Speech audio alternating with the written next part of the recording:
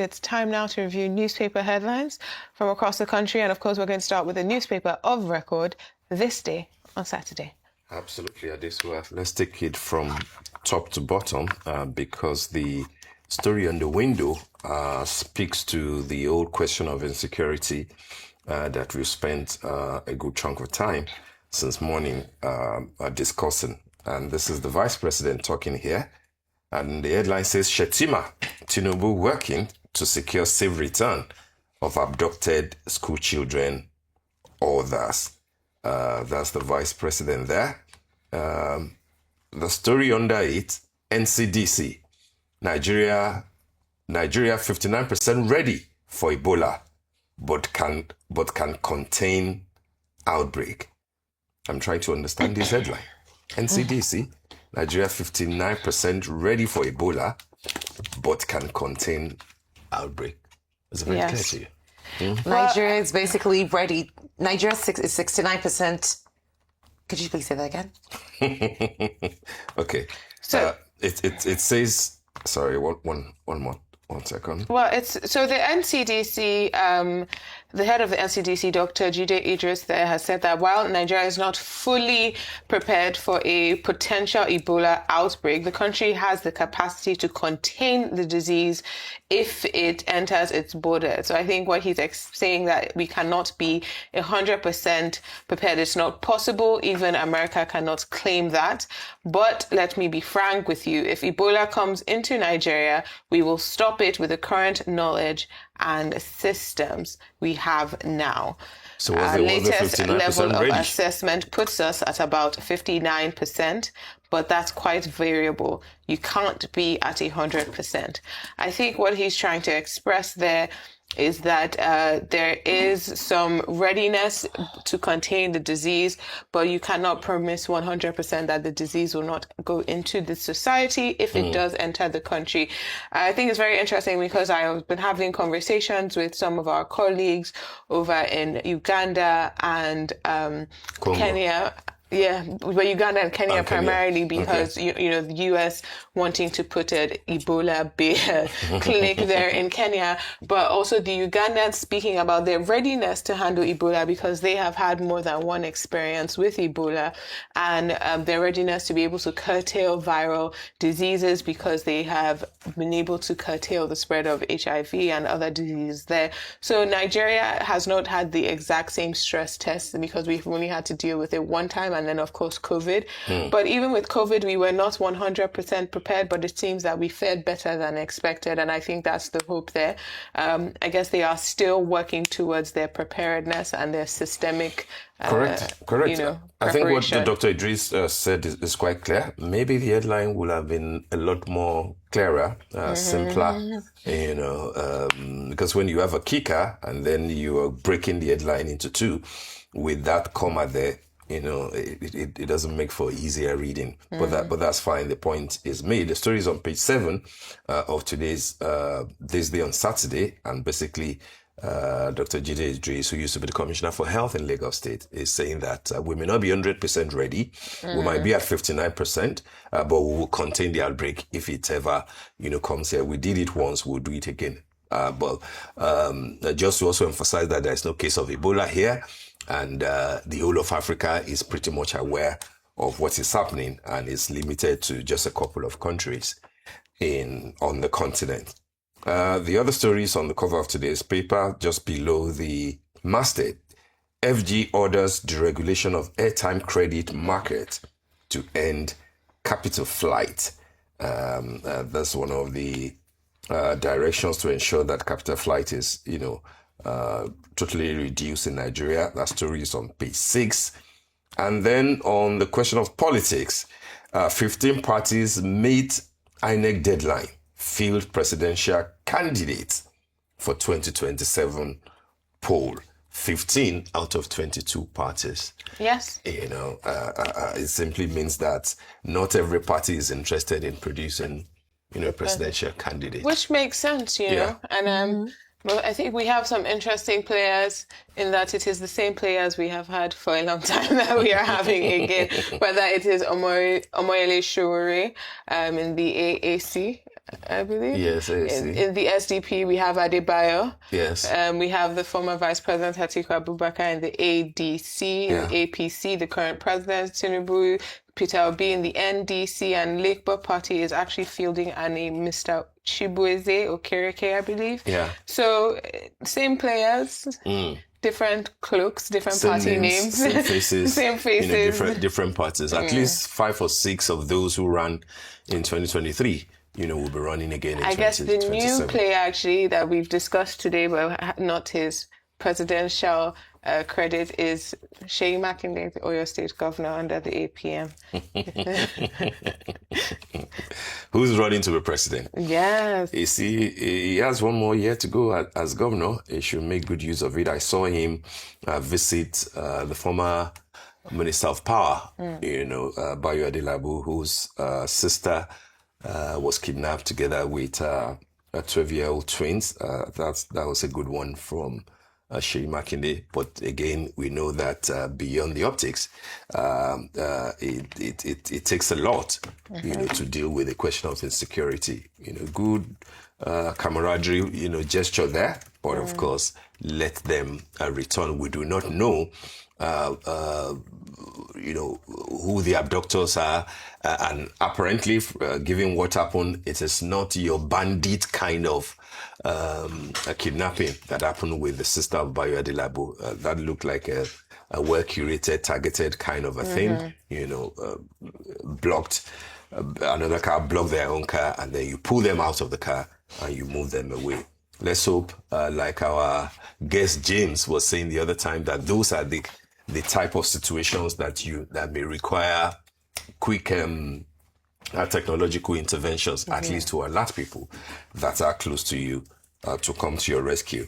The lead story on the cover of This Day on Saturday Today says more than 1,000 Nigerians to return home as xenophobic tensions escalate in South Africa. Sadly, this is what we're still dealing with, and I think that Nigeria should pick a lesson from. I think it's Ghana that says that if they don't want us, while we're exploring other diplomatic things, if we can no longer guarantee the safety of our people, then let's bring them back home. And not only that, stop going there. It has escalated. If you can escape, if you can avoid it, stop going to South Africa. It has absolutely escalated. It's not only Ghana now. We also have the Malawi and Mozambique. I read the story about Mozambican man Lado Amido, whose neighbors knocked on his door, took his things and told him to leave South Africa. He is amongst a scores of African migrants from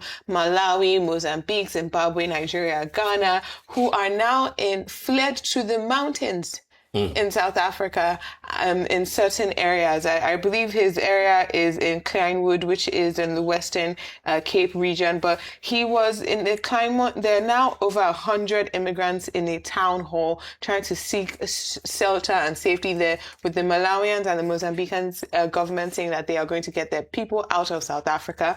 And I cannot believe it. I think I cannot believe it. Like I cannot believe. It's very hard to believe, and I'm sure that you must have seen that it's also been circulated all over again.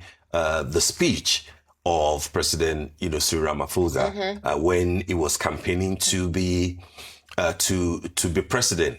The sort of things that he said is feeding these xenophobic attacks that we are witnessing today. He said clearly, on one of his campaign grounds that we will no longer accept that foreigners that are not welcome here come into South Africa to take jobs belonging to South Africans. A presidential candidate said that. He hasn't denied it. He's still the president today. And what assurances is he giving his colleagues within the AU? What assurances has he given to President Bola Ahmed Tinubu, or to President Mahama in Ghana, or to all the other people as to the madness that is going on in his country? It's entirely heartbreaking, and in Nigeria, our relationship with South Africa has always been a very unique one. But it's not just what he's saying to the AU; it's what's he saying to his community in SADC, the South African, Southern African developing countries. Absolutely. Because most of the countries who are dealing with this type of, most of the people actually are other Southern Africans. It's Nigerians and Ghanaians have been targeted, but what we're seeing them knocking on the doors of people from Malawi, from people from Mozambique, from Zimbabwe. Yeah. We're hearing of, and if we recall, just last year, remember the horror of the story of the miners that were trapped and the refusal to rescue those miners.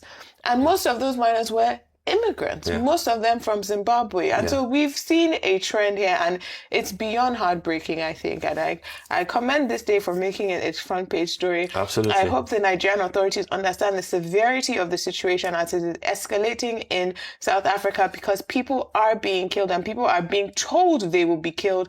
Please, if they don't leave. Yeah. Every Nigerian life matters, including our brothers and sisters in South Africa. Yeah. If necessary, please bring them home. Maybe we'll have an air peace or charter some type of flights to bring them home. No, it's important. Everything that is necessary, that is required to bring them home. Bring them home. Particularly for those who have said we want to leave, we want to return to to our countries. Please bring them home. Bring them home. South Africa is no longer the friend that we thought they were. But, it happens. Lastly, the cover picture is on the question of state police, fast-tracking state police on their minds. And who do we have on the cover? We have the Inspector General of Police, Tunji Disu, Deputy Senate President Jibrin Barau, Chief of Staff to the President Femi Gbajabiamila, Deputy Speaker Benjamin Kalu, and Minister of Justice, who is also the Attorney General of the Federation, Lateef Fagbemi, SAN, during a meeting of the Committee on State Police, which held at the State House, Abuja, on Thursday. State police. This is the silver bullet that is needed. Do what you need to do, but Nigerians cannot wait to have security until state police is in place. That shouldn't be the idea. Work towards having a state police, but of course we already know that 40% of what will constitute the state police will come from the existing federal police structure. So what has changed? What's the new thing that we will have? Are you going to move people from Amotekun or Ibibiagu, into the state police? What will change if the respective governors of the 30 states, have the authority to say, commissioner for state police or commander of my state police, move. Let's see what would they do differently that the Inspector General of Police and the commanders that they have in all the states have not done. I think we need to dig a lot deeper and not depend only on state police. Have it if we must, but don't think that is the only thing that can save us. And I think that what's also very important is I do hope, because again, this isn't the first time we've seen this, at all. I remember there was a period in time where other states were demanding for state police as well, similar to what we have with Amotekun and the like. So it was almost as if the conversation started and it just dwindles down, because when it comes to the Nigerian space, excuse me, there would always be something that is hot on the heels, and right now it is the security tension across the country. Absolutely. That has been continuous, but what we do not want is a situation where something else happens and it almost overshadows the story and this conversation just dwindles down. It will be typical and very disappointing, but Nigerians do not need that. So we're hoping that this doesn't just become another lovely picture with everyone holding folders looking very serious. This is actually implemented at the end of the day. All right, still on the subject matter of insecurity, let's turn to the Saturday Tribune, where two important stories are there. But first, from the human angle story on the window of today's Saturday Tribune, I will be great. That's the Orire teacher's last lesson on the blackboard. So if you have a copy of Saturday Tribune today, turn to page 3. I will be great. That was the from last one of the thing. Schools. The teachers from the school. Yes. Wow. The teacher. That was the last thing before the madness happened. And I think that maybe the whole idea of this beautiful story is again to touch the minds of everybody, those who are involved, as evil as they may be, and of course those whose responsibility it is to ensure that justice is done, the students and the teachers return, and the one who has lost his life in that horrific manner, get some form of justice. And of course, for the children that were taken from Musa Town in Borno State as well on the very same day. Yeah. Oh, yes, absolutely. Absolutely. The lead story itself is also on insecurity. Makinde cracks down on insecurity, bans night Okada operations in Oyo. The rider security agencies to impound unregistered vehicles, motorcycles. Police dismiss false report on Orire abduction investigation. You see, this is why clarity is important, so that we are not, if we need to hear anything on what is happening, either in Orire or in Borno or in Kwara or in Kogi, anywhere where there are issues regarding insecurity, let the information come from authorized persons, not those who gain little access to information and then they jump onto social media to give out information that they have not been asked to release. A few other stories on the cover of today's Tribune. Peter Obi laments rising school abductions, asks youths to reclaim Nigeria. You might want to ask him how, but then he says, let the youths reclaim Nigeria. Also, I participated in killing only 4 people, arrested cult leader says. The Tribune is packed with all these sort of stories, today. And then FCT police arrest suspected kidnappers seen in viral video. Is it not such a shame that everywhere you turn on major newspapers today is one form of crime or criminality and insecurity that we are dealing with? Do you have any more paper that we should look at quickly? I think we should look at The Guardian very quickly, because that front page there is about housing affordability. Despite billions spent, Lagos low-cost housing excludes 70% of residents, and there's a brilliant breakdown there on how long it took to afford a house under Jakande versus how many months you'd have to work now to afford a house. And I think, and this is without spending a dime of your money, and that's 100 and how many months is that? 142 months, I believe that says, of labor to be able to afford the low-cost housing. So low cost for who? And I think before we go, we should also just quickly look at the front page of the Weekend Trust, if they have it, because it does touch on what we have been discussing, which is forest guards. Where are they? It's on forest guards, right? Yes. Yeah, well we don't have that. We don't have that. And we really have to go now. But that's an important, subject matter that we need to follow up on. The issue of forest guards.